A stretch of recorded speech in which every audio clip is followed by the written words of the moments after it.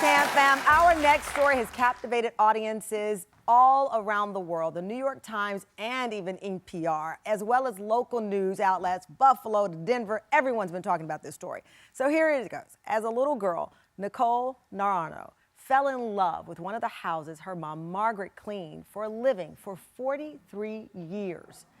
It was where Nichol took some of her first steps and where she played after school over decades that Margaret worked in that house. It became sort of, they say, a second home. And the owner, Pamela Linden, became like family. But when Pam passed away, the home went up for sale. And in 2020, Nichol and her husband bought that home. It is a beautiful full circle story. Before we talk to them, here's a tour of that very special home. Our entryway leads into the drawing room, which is one of my favorite spaces in the house, especially in the morning time. One of the many reasons I love to start our day in the drawing room is just the natural light. It's always so beautiful. One thing I really love is just have my cup of coffee right here, get started with work, and look out to this beautiful giant picture window, which showcases our Sandia Mountains. Our den is a space that our family loves to come into and just cozy up and unwind. We actually have some of Pam's treasures on these shelves, which make me so happy. One thing that we did change is the brick on this fireplace used to be covered with a stucco wall. So we decided to uncover it and expose the brick. One thing that we really love about this house is that it's built in a U shape around the courtyard.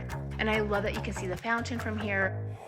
The library is definitely my favorite space in the entire house. It always has been. As a bookworm, any place I could put my books is a place for me. I have always admired these beautiful built-ins, and we actually have a combination of ours and Pam's treasures like much of the rest of the house. We love the size of our bedroom. Over here, you'll see the desk that belonged to Pam and her parents as well. I would sit there and I would just dream of one day sitting at this desk, writing out letters and cards on beautiful stationery to friends and family. And now I actually get to do that, which is just completely surreal. This is the exact table and chairs I used to sit at as a little girl. I'm in the dining room and I have always loved the idea of just having a formal dining room. I just remember my mom always oiling the dining table with such care, and it's funny because once we moved in, she told me I had no idea I was oiling this dining table for my daughter one day, so that's just really special to me. Tam Fam, Nichol and Margaret are both with us.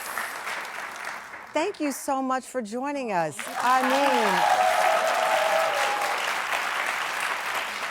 I know you're in from Albuquerque, and you know, it doesn't matter where you live. This story clearly, Margaret, resonated with people.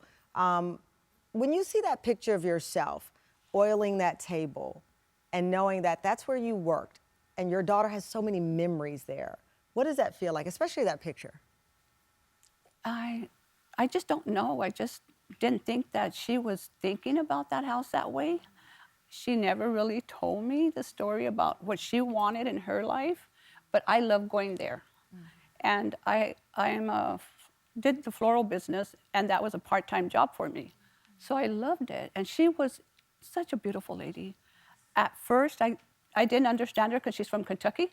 She had that southern accent. Pam. She had that southern accent, and it took us like about maybe a year to really connect together. But she gave me the keys to her house. She said, go for it. She went to work, and I loved going. Yeah. And Nichol wasn't born yet. Yeah. 3 years later, she was born, and brought her to the house in her little stroller and everything, and she sat there and watched TV for a while, and I cleaned the house. Nichol, why do you think this story resonated so much?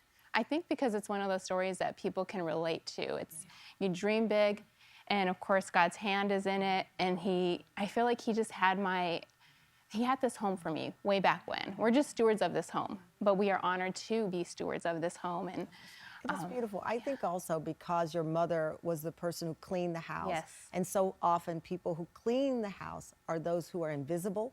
Yeah. And are not respected. Yes. And not treated with dignity. Exactly. And that Pam treated your mother like family. You know, there was a special relationship there. Yes. And that this woman who cleaned the house could raise a child who owns the house. Yes. Is, I think, it gave me goosebumps to know. Yes. Because that's really at the heart of it. Absolutely. And the fact that Pam allowed my mom to bring her kids with her every week, like who does that? Who does that? And she always treated us with such respect and love and kindness and generosity. And I've been into many people's homes. Not everyone treats you that way. Yeah. So you get to study and learn people from a very young age, but her heart was gold. And I love that because they tell you you treat the person who owns the building the same way you treat the person who cleans the building. Absolutely. That's what matters. And she treated your mom with respect, and now that home is being loved by you. Yes. Thank you for joining us. Congratulations. Thank you for flying in from Albuquerque. I got to come and visit y'all soon. Nichol Naranjo and Margaret Gaxiola, thank you so much for enjoying. We just love you so much.